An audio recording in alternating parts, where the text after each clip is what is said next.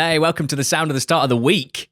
It's Monday, and this is the NTT20 podcast, the Monday pod. It's sponsored by Sky Bet and the Sky Bet EFL Building Foundations Fund.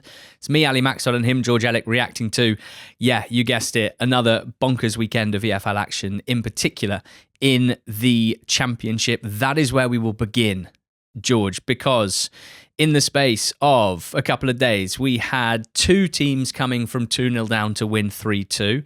Another 3-2 game chucked in for good measure. One team 4-0 up away from home after 22 minutes. The biggest away win in the long history of a famous derby. A big away win in the other big derby of the weekend. A team scores 4 goals at home for the third straight league game. And some other stuff as well. We're being treated, aren't we, at the moment? Yeah, great weekend. A good way to resume the longest period of the season uninterrupted by international breaks, with nothing now until March, and the Championship produced with loads of goals, loads of intrigue, and lots of talking points. So even though I'm not next to you in the studio, sadly, with illness in the camp at home, so I'm at home. I should say I'm fine, but close family not feeling so well, so I'm not with you. But yeah, we wouldn't miss this for anything because lots to get through.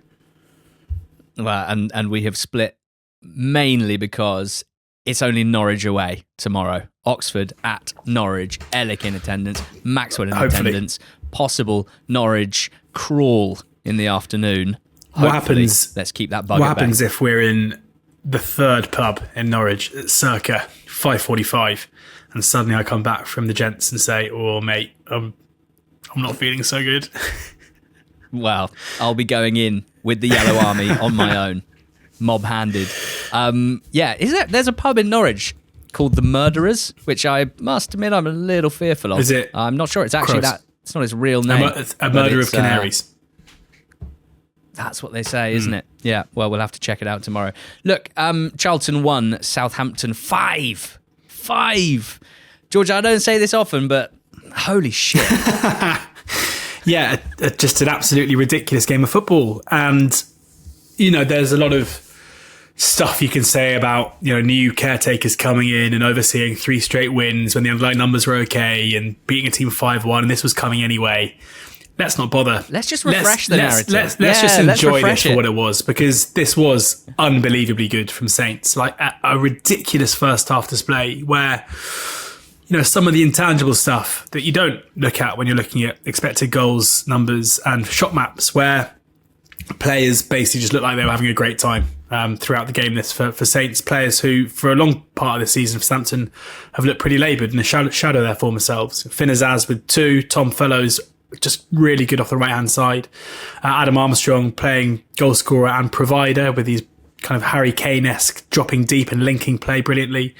And this is a Charlton side. I mean, you know, Nathan Jones will be, if there was a game this season where he wouldn't have wanted this to happen, this is it, because he will feel massive regret over what happened at Southampton and will feel like the coverage of that spell was very unfair. He will feel like Southampton fans in particular have a completely wrong impression of what he is as a manager. And I can guarantee you that Southampton fans left the Valley on Saturday thinking that Nathan Jones is an absolute fraud, regardless of what's happened in the last 18 months or so. Because for a team that have built their success over the last year on clean sheets and good defensive shape, obviously massive credit to Saints players for their ability to cut through it at will, but it was shambolic defending from Charlton consistently. Like these Southampton transition moves took 3 or 4 passes to basically set players through one-on-one and consistently open the doors. And, you know, when Manning's goal came with the back post header after 14 minutes, they'd already missed a couple of opportunities to go 1-0 up. And then after that, it was just one-way traffic. So an amazing performance from Saints. Something incredible about the highlights of this, not even the 10-minute extendos, but the like 3 or 4 minute one, I think, on the Sky Sports YouTube channel, of a 5-1 win in which one of the teams was 4-0 up after 22 minutes, and the first 2 highlights were chances for Southampton that weren't scored, which just seemed like they kind of done it in the wrong order. But that's how devastating they were. And personnel-wise, you know, Cienza and Azaz behind Armstrong, and all 3 looking electric in their own way.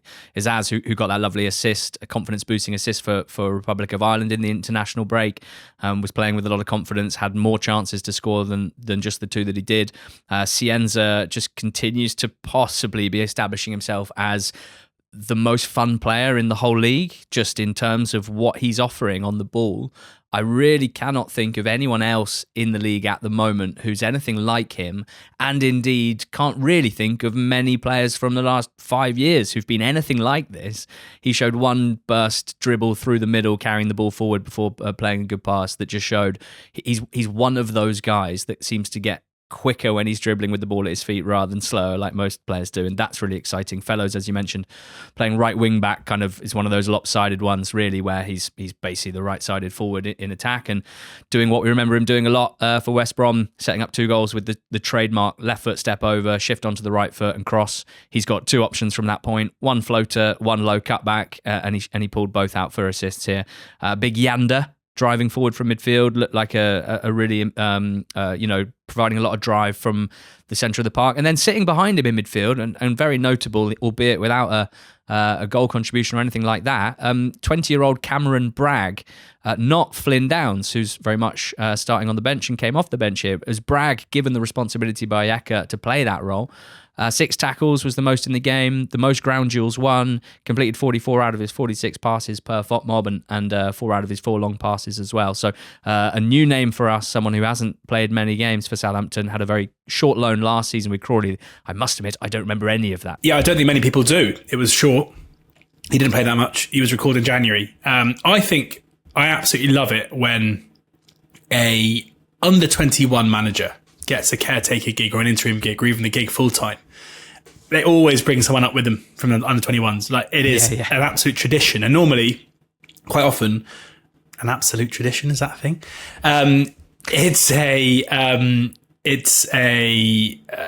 Sometimes we have success and sometimes we don't. And with Bragg, there's a great quote from Tonda Ecker after the game, talking to BBC Radio Solent, where he says, I know Braggy for a couple of months now, and he's a very special character. He breathes football. He loves the game like no other, which is incredible. So I think he should be a podcaster really, rather than a footballer, Braggy.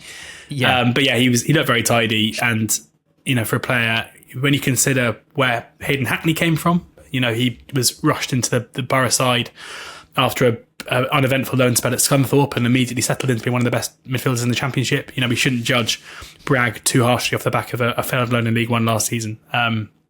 He came into a side today, against a Nathan Jones team, which is going to be a bit of a baptism of fire normally, but was part of a completely dominant win. Yeah, shades of Lee Carsley's interim spell as England manager, where Taylor Harwood-Bellis, Angel Gomez and others got a good go. Amazing. What an afternoon for Saints fans at the Valley. Coventry 3, West Brom 2 was pretty incredible at lunchtime as well, because West Brom were 2-0 up. And it was Mikey Johnston playing off the right. Interesting tactical decision from Ryan Mason that clearly worked, and they countered really well. You say clearly. He found a Hegerber for the first goal. He found Hegerber for the second goal. Hegerber's 3rd and 4th goals of the season. Nice finishes too. And George, well, I certainly know, and I think you know this. When you're on a night out and it's started so well, like you've had anticipation all week, and it couldn't have gone better in the first few hours, and you're having an incredible time, and maybe at some point you get up, you go to the toilet, you want to have a little tinkle, and you're washing your hands, and you catch your own reflection in the mirror, and there's a bit of a penny drop moment where you're like, oh no, I've gone too hard too early. The fact that it feels like it's going too well is actually going to be an issue in like maybe an hour or two, and you try and just keep the good times rolling, but you've told me before you've overcooked it. You've told me before that this happens when you do finger guns at yourself in the mirror, and that's where you're like, oh no, finger guns in the mirror is like the moment before you realise it's going wrong, and that's what happened to West Brom, George, because they lost 3-2. They did, and one of there were basically 2 of the most baffling decisions I've seen taken. One on a football pitch and one, in a dugout / in a dressing room, probably because it was at half time, where, having been 2-0 up, Eccles scored, having just missed a decent chance. Eccles scored just before half time to make it 2-1. So Ryan Mason probably goes from thinking we're sailing here to like, maybe we need to change something in order to secure this and to solidify our position in front of this game. because I really don't want to call him out if I'm wrong about this, but from all reports I can find, the decision to replace Mikey Johnson with Sam Milling Jr. at halftime was a tactical decision. It was a decision from Mason to change the way that they were playing and change their system and bring on a wide threat who I guess is much quicker, but also has more defensive nous. But to do that to a player who was, I think, unquestionably the best player on the pitch up to that point, who provided 2 assists, just as a decision, I struggle to see how it can make sense to start with. But the other point is that he's an under fire manager who's under severe pressure from a fan base. You are making a decision there where if things go wrong, this is going to be held against you basically forever. Like, football fans never forget. And there will be a lot of West Brom fans who will never, ever forget and forgive that decision that he made, because they'll perceive that as being the reason why they lost this game, whether that's true or not. So really surprising to see. I can't remember any occasion before where the best player on a pitch has been subbed off at halftime because of a tactical tweak. Like, it's brave, and it didn't really come off. Then the second one came to a player that we've seen do this quite a few times in quite a young career, where Jason Malumbi just decides to, already on a yellow card, just decides to tug a shirt and to pull a player over. I think it's De Silva.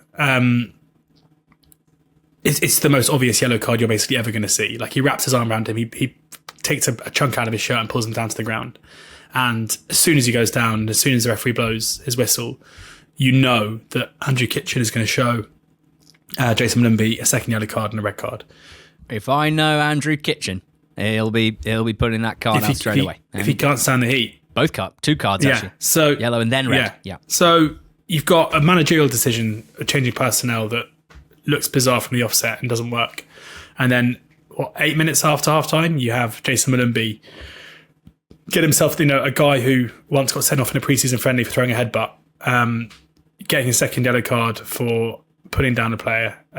It's brainless. And then Coventry compound those decisions with Ellis Sims scoring just after the red card, and then Torp with a kind of very fun shot, which kind of he hits straight into the ground and manages to somehow side its way through the defence and past Griffiths in goal to put Coventry 3-2 up.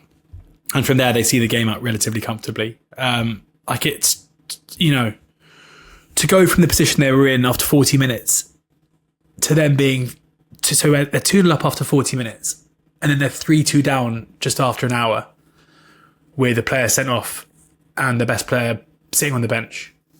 I don't know. Like, normally I would think, if you're Ryan Mason and this performance and result, with Hegerberg scoring 2 good goals, with the first half performance really good, I'd feel a bit sorry for, this being, you've gone away from home against the best team in the league and you've been ahead and you've been undone.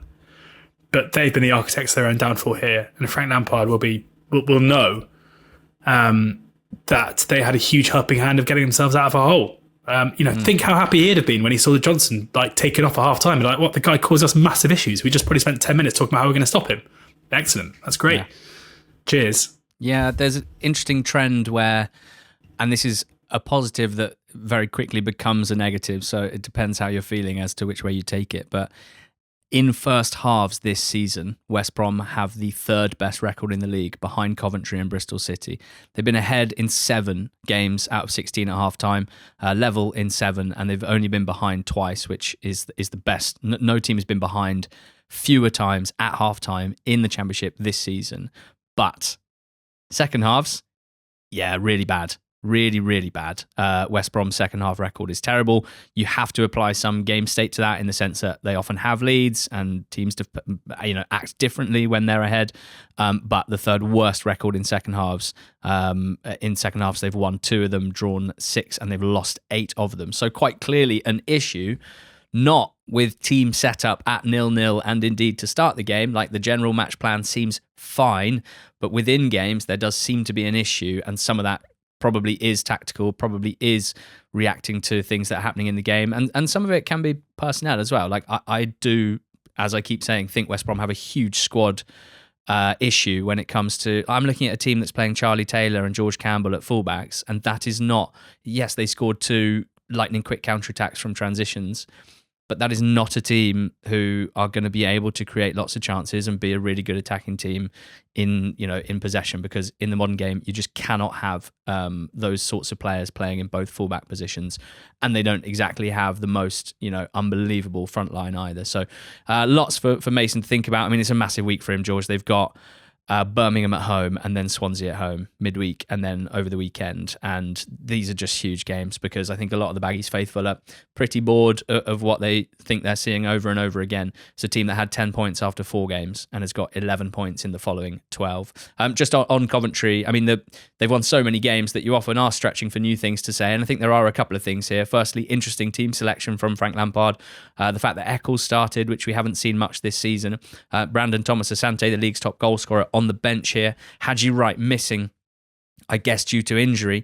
And he went with Sakamoto and Mason Clark off the wings, Eccles behind Ellis Sims up top. And yeah, it worked out in the end. Thomas with the header across to Sims for the equaliser. Sakamoto had crossed for Eccles for the first goal. And then Torp scoring that bouncy volley that you mentioned.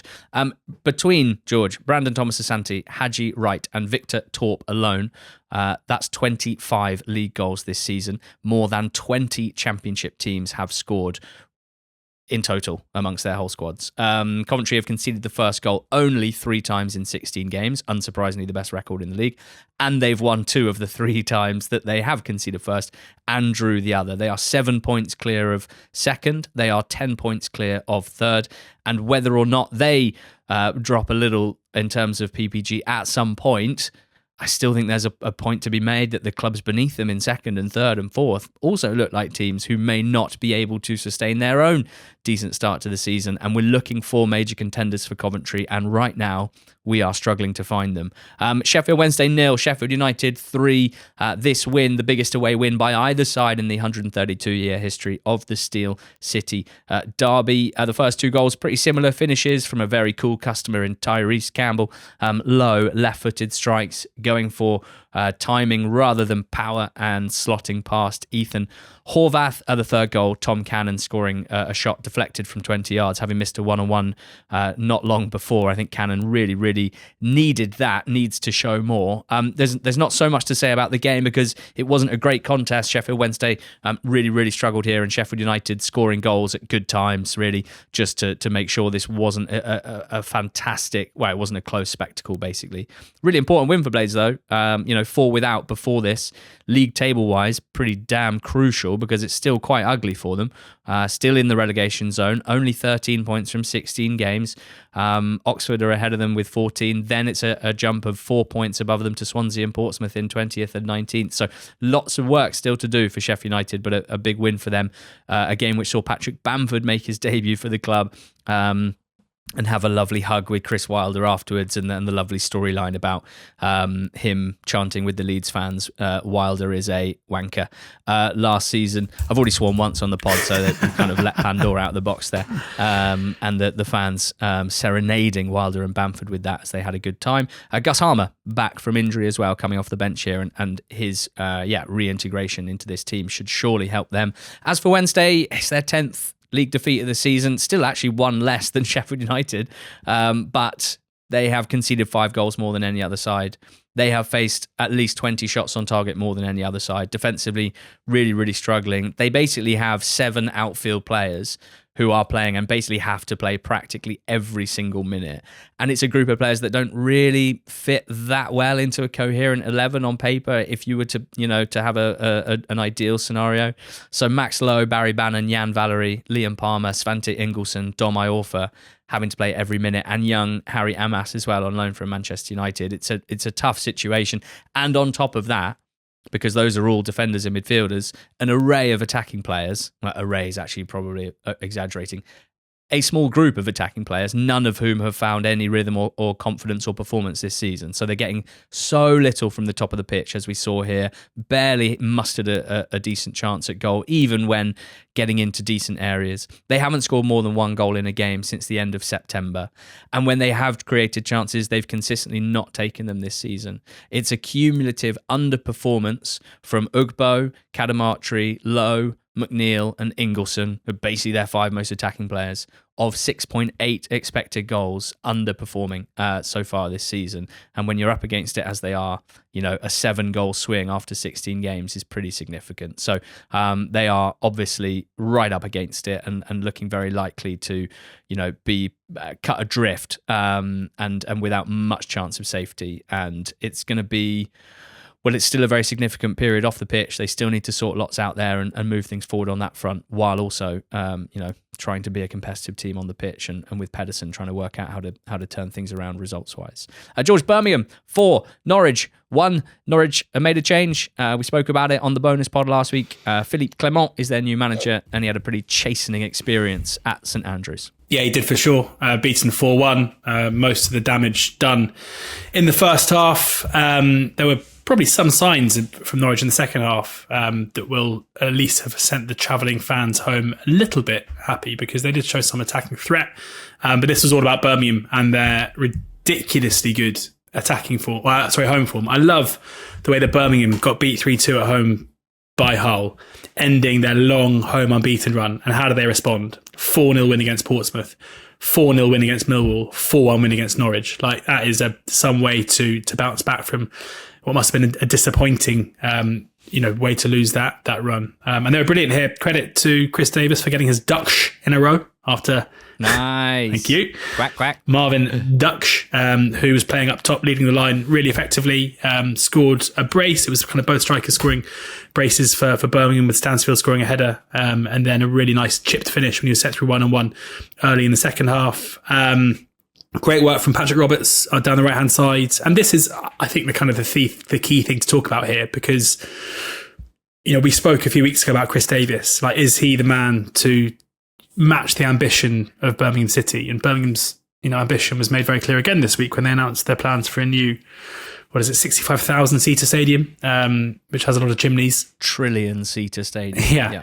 And he has done things with this team that have impacted the team from a positive way. And I don't think there was anyone at Birmingham City or Birmingham City fans who was like, I know what we should do. Let's take out our brilliant central midfielder, Iwata, and let's put him at right back. And the Iwata-Roberts link up down their right-hand side, Iwata providing way more of a goal threat from right back than he did from central midfield.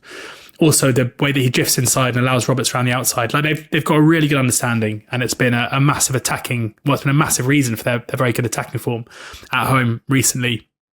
And you're looking at also, with Pike out, the Leonard-Doyle combo, with Doyle having taken some time to come back into the side. But Mark Leonard, who joined, the beginning of last season, really struggled to have an impact for them in League One, but looking all every inch the Championship midfielder at the moment.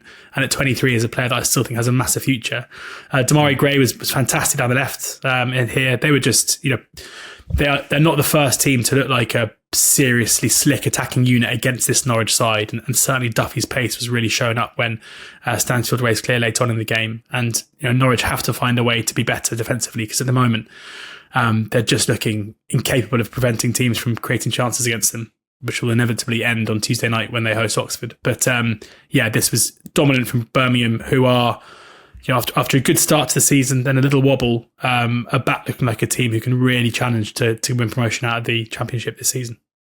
100%. I'm more bullish on Birmingham promotion now than I was pre-season, even with them 9th in the table. And I think there are Birmingham fans listening, and they'll only be able to admit to themselves and be true to themselves. Anyone who is listening that never once considered, sacking Chris Davis and trying to get someone else in when things looked a little bit just glued up, didn't they? A little bit tight, particularly going forward. Should be feeling really good about themselves here, because it's a really good team. I think we're starting to see that. I see no particular reason. Obviously, away form has to get sorted for them to be a top team. But right now, there's very little to fear in this division. The way that it's opened up, I think, is it's a very, very good time for them to come up from League One in this sort of shape compared to previous years, where there were fewer realistic chances of winning promotion. They haven't started unbelievably well in terms of points return, but if you look at underlying numbers, and if you think that they can be relatively predictive as to how things might shake out over the next 30 games, which we have left, there are clearly 3 quality teams at the level, and it's Coventry City standalone, and then it's Ipswich Town, and then it's Birmingham City, and then a pretty big gap to Southampton, and then another pretty big gap to Watford and Blackburn, just in terms of expected goal difference per 90 per FBref right now. And I do believe that can be pretty predictive, and I do believe that Birmingham having the second best expected goals against this season gives them a really, really good platform. And I do believe in what I'm seeing at the moment with the current front four of Roberts, Gray, Stansfield, and Marvin Dugarry-Dutch. I do believe in it, and I think it's a really, really exciting time, and I expect to see them move into the top six over the next few weeks if things continue like that. Preston 1, Blackburn 2, a big derby game on Friday night, and another excellent away performance and win from Blackburn Rovers. Their goals came from set pieces. First, it was Lewis Miller. Just such a lovely old school centre-back, isn't he? Lewis Miller throws himself at everything and did so to score. Alfie Devine responding instantly. Preston finally putting together a decent attack, getting deep into Blackburn's box, and Devine with good composure to finish well. But second half, a winner from Blackburn, another goal from young Gudjonsson from a Morishita free kick that was really nicely clipped to the back post. Some terrible marking from Preston. I think it was Jebberson who ended up just head in hands as Gudjonsson headed home. And you're like, yeah, that's your man, mate. He's just won the game for your rivals. For me, I really liked the way Rovers ended this game. You're watching the last 20 minutes as a neutral and you're thinking, right, tight game, two decent sides at Preston, good home record this season. They're going to be putting a lot of pressure on Blackburn, and there could be a late equaliser for 2-2 here. Didn't ever really feel like it. They kept pressure on the ball at the top of the pitch, which meant that Preston had to work really hard just to get it into the final third. Then when they did, they crossed and it was headed away, or they tried to work it through and there was someone in the way. Really impressive. I was going to say impressive defending to finish the game, but it's not just defending to create that scenario. It's what you do at the front of the pitch as well. It's the intent that you do at the top of the pitch, and I think they all deserve a lot of credit for that. Without Wharton, without Carter at the moment, they're making it work at the back. Having lost Hyam on deadline day, they're making it work at the back. I did not see that coming. They played two youngsters here, Montgomery in midfield, Pratt left centre-back making his first game, and they maintained what's been a really impressive performance level from the last few weeks. I think the two things that I now really enjoy watching, and I see basically every time I watch Rovers play, particularly away from home, is the movement and the work rate up top. Cantwell's injury allowed Ishmael to play Gudjonsson up top with Ohashi, and it's worked really well. Like, they both offer great work, great movement in front of the ball, and they seem to be dovetailing pretty well. I saw a Rovers fan suggesting that actually Ohashi struggles a little bit when he's the sole number 9, and maybe Gudjonsson's the sort of player as well that might struggle as the sole number 9, but they seem to be working well together. And the big one is Tronstad at the base of midfield. I just think in terms of a controller, someone with composure who can manage the game, looks after the ball so well, rats around when he needs to. I think he's just basically a magnificent player at this level who is not necessarily held up as one of the best in his position, but what a crucial player for Blackburn and a good performer. So a Blackburn side that had 7 points after 10 games, who have since picked up 12 in their last 5 and flown up the table. Away wins against Leicester, Bristol City, and now this at Preston means they have the second best away record in the division so far. So can they do it at home? Is there something about this style of player that Ishmael has hit upon, where they're basically counter-attack specialists right now? Is that basically an issue at home games where they don't get those opportunities, or can they try and sort that home form out? That's going to dictate where they finish, basically. But really enjoying watching them at the moment. Some of their last games have been really impressive performances. Another 3-2 from 2-0 down. George, Derby County were about to make it 6 in a row and move into the playoff places with a 2-goal lead at home to Watford, and they lost. Yeah, they did. Yeah, it was kind of a funny game, I would say, this one, where Watford, a game with kind of a few chances early on in it. It was, Watford this season have been so good from an attacking standpoint. But John Eustace slowly getting his team to be better defensively, and Watford really struggled to get a foothold in the game. After 20 minutes or so, Cotton Morris went off with what looks like a serious knee injury, which is obviously not ideal for Derby County, both in this game and long term. John Eustace said afterwards that he was not in a good way, so we'll await news on that. But the first goal came from a brilliant strike from Sanderson. Ball fell to him on the edge of the area and he absolutely hammered it into the top corner, and Derby nearly went 2-0 up with Morris's replacement Vyman heading off the post, then onto Nathan Baxter's head, and then out for a corner late on in the first half. The second half started with Derby taking a 2-goal lead, and normally when Eustace teams at home take a 2-goal lead, that's that.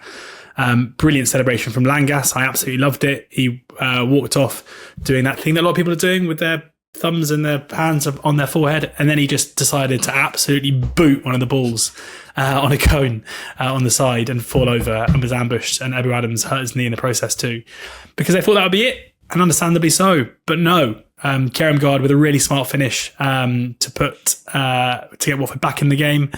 And then Edoke Embe, who, it's been Imran Loser's been the star midfield for Watford for so much this season. Kembe started with Loser and Cipriano in midfield.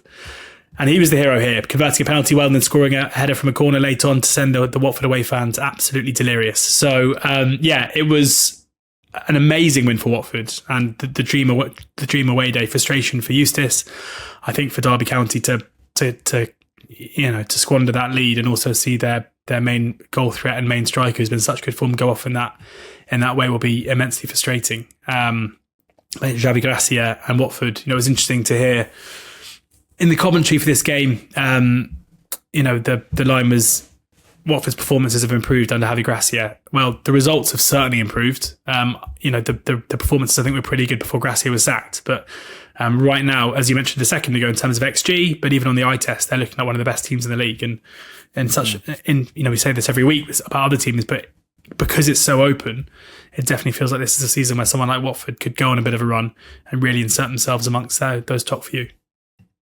Football's class, isn't it? That's what I've just been thinking about a lot.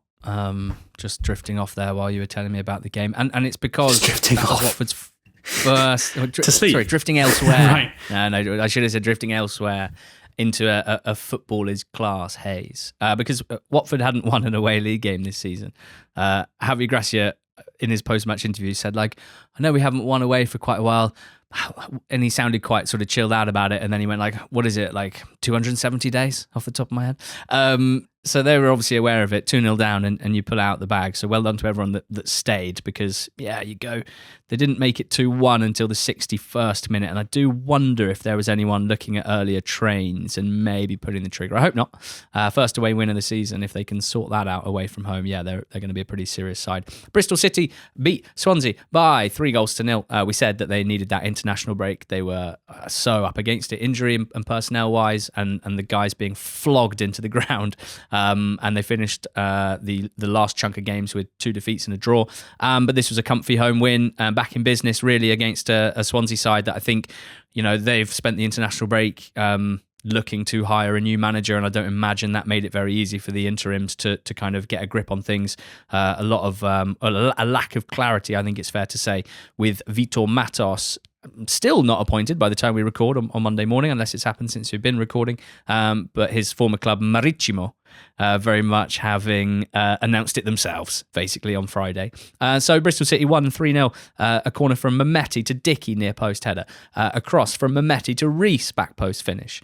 In between the first and second goal, Swansea had a little spell, but no dice there. And their defensive suspensions, namely Cabango and Timon, just saw them looking very, very weak defensively. Sinclair Armstrong went close twice, one off the line, one well saved.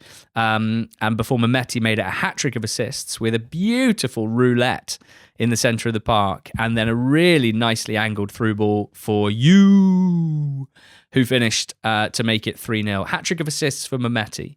Now, if you look at his FB ref page and you scroll all the way down, you get that nice sort of leaderboard thing.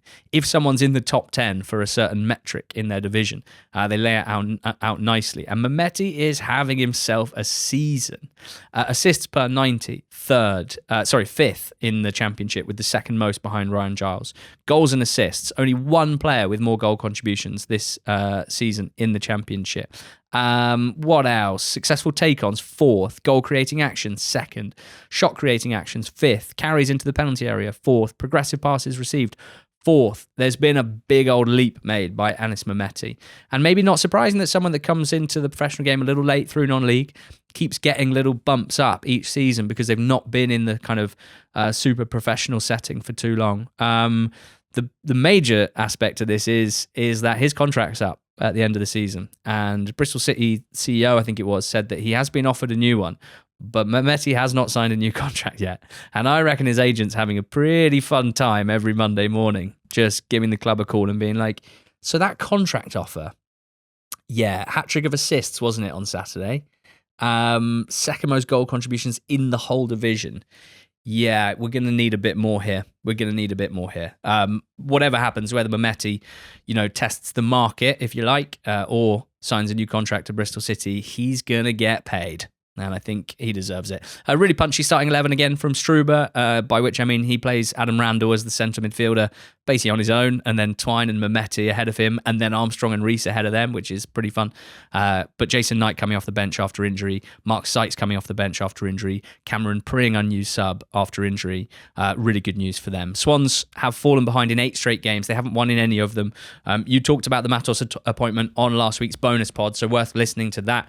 I'm going to talk about it on the Dragon Sports YouTube channel today and do a good sort of 8-10 minutes going through as much as I can on Vitor Matos, and we will check in again after his first game, which could be midweek, but most likely over the weekend. George, Portsmouth 3, Millwall 1. You can file this one in the cabinet named Needed. Yeah, huge result this for Pompey. Very much needed, as you say, and I think, to get a result like this when some players are coming back from injury, it makes it quite easy just to kind of write off what happened before and say, look, we've got key players back now. We've got Segicic back in the side. We've got Schmidt back in goal. This is the team that we want to have, and this is where we're going to go looking forward. I must say, when I saw the first goal was a Zach Swanson goal with a Josh Murphy assist, I thought it would look quite different to how it actually looked. My assumption would be it would be a Murphy cross with Swanson nodding home, maybe from a set piece. But instead, it was Murphy on the left-hand side, kind of trying to get past his man. Instead, he just recycles it back to Swanson behind him, who just lets fly from 25 yards out, flying to the top left-hand corner. A brilliant hit. And, in Pompey's situation, they've kind of needed one of those to go in for a while. And that put them in a dominant position here. The second goal, it won't go down as a Murphy assist, but it was a brilliant pass onto his right foot. Not a cross as we're used to seeing, but plays it in between the right back and the centre back through to Segicic. Segicic tries to play a cross, but it deflects off Tristan Karma and loops into the back of the net to make it 2-0. Frustration. Lovely, handsome Tristan. Yeah, exactly. There was a red card here, a straight red, that I was pretty surprised about. Like, it wasn't a very good tackle from Joe Bryan, but it looked to me like a genuine attempt to play the ball where he's just late. Certainly not a goal scoring opportunity because they're so high up the pitch. So he looked really surprised, and I was quite surprised to see the straight red come out. Ivanovic pulled one back up just 5 minutes after that for 10-man Millwall, before the player who came off the bench to replace Zach Swanson and Jordan Williams was like, you did that? I'm going to come on and I'm going to let fly from 25 yards and score an equally good strike. So, it is 2 screamers and an own goal, which has gotten the 3 points. But away from that, it was a much more competent performance from Pompey, able to kind of be the better team against a Millwall side who've been so good this season, and a fully deserved win for them. Yeah, another good home win. Also in the cabinet marked Needed. And the third 3-2 win in the weekend. We've spread those out nicely. QPR 3, Hull City 2. Hull taking the lead twice.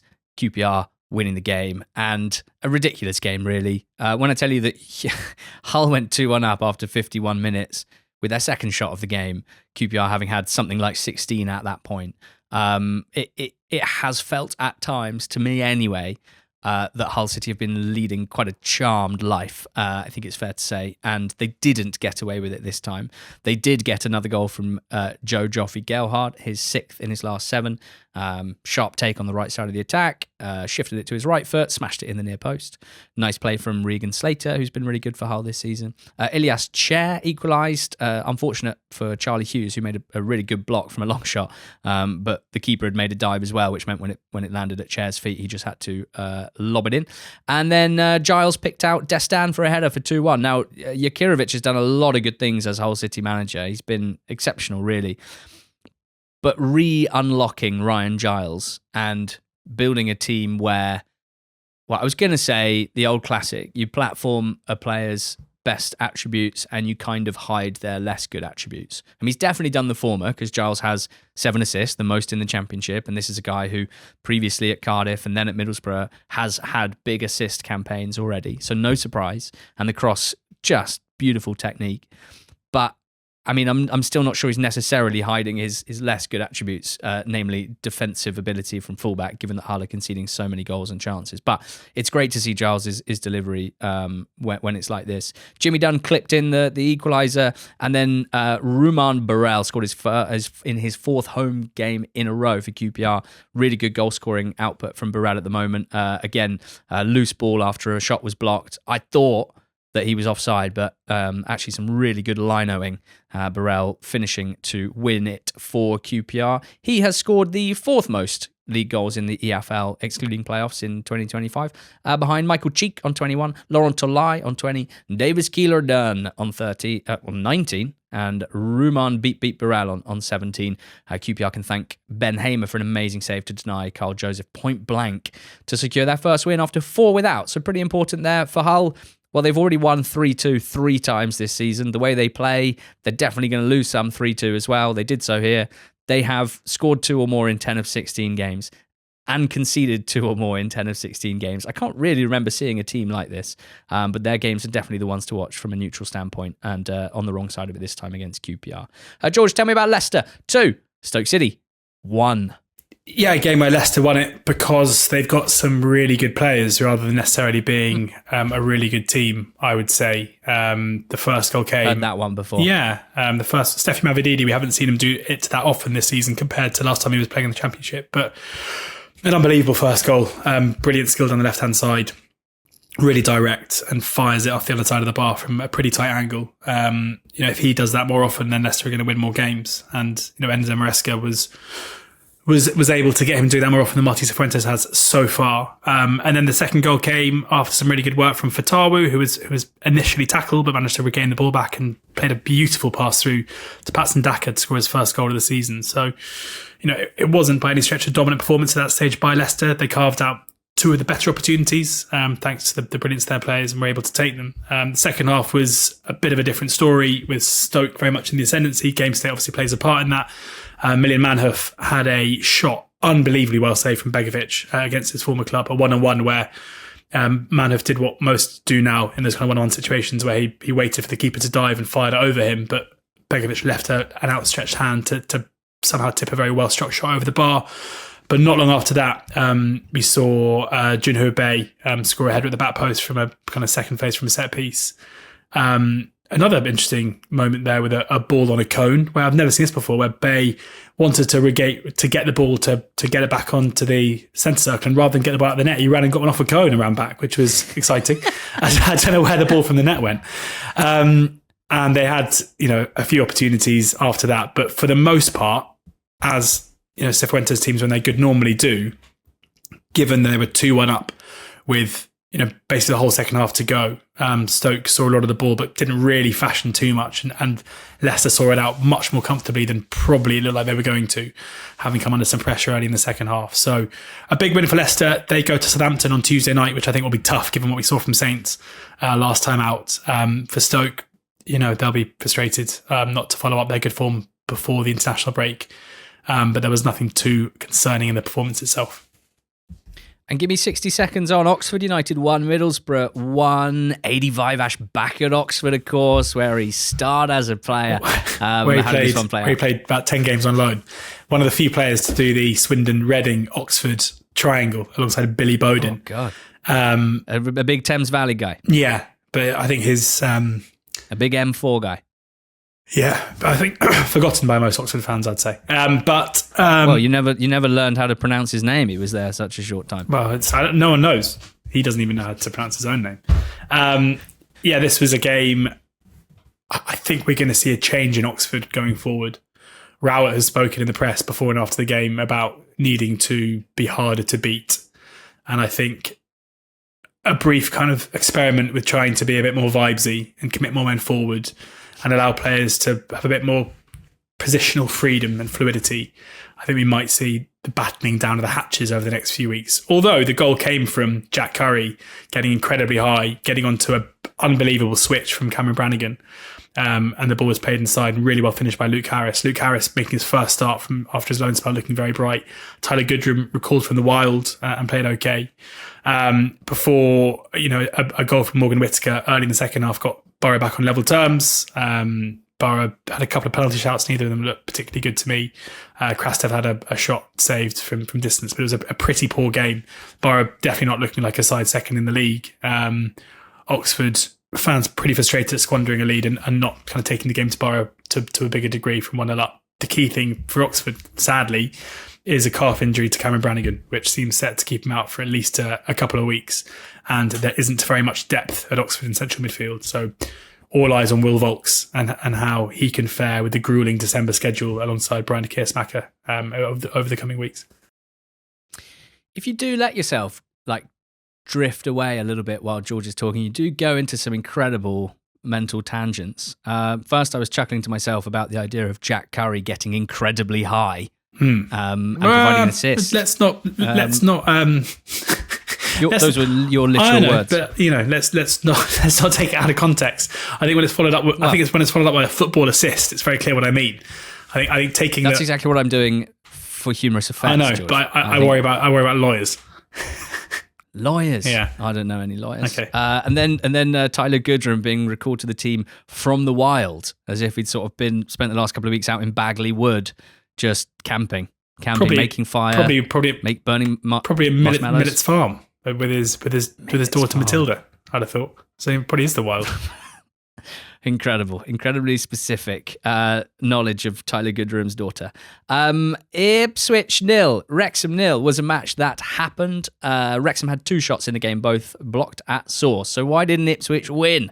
19 shots, 8 on target, an array of Arthur Okonkwo saves, some big Wrexham blocks from Hyam, Scar, Cleworth, and some poor finishing as well, for good measure. 0-0 at Portman Road. Now, quite a big week in the Championship. Full slate of fixtures Tuesday and Wednesday. We'll be at Norwich, Oxford, viral load depending.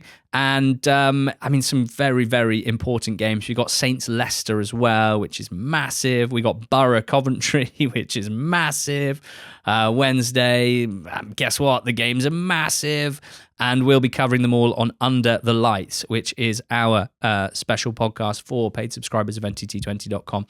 We will cover all of those games. Also, the Luton, Huddersfield and Posh Stevenage games, big in their own right. So do make sure, if you're not a paid subscriber of NTT20.com, maybe give it a go this week and enjoy the bonus audio content that you get and the week-to-week sensational written content as well on NTT20.com. What a great weekend that was in the Championship.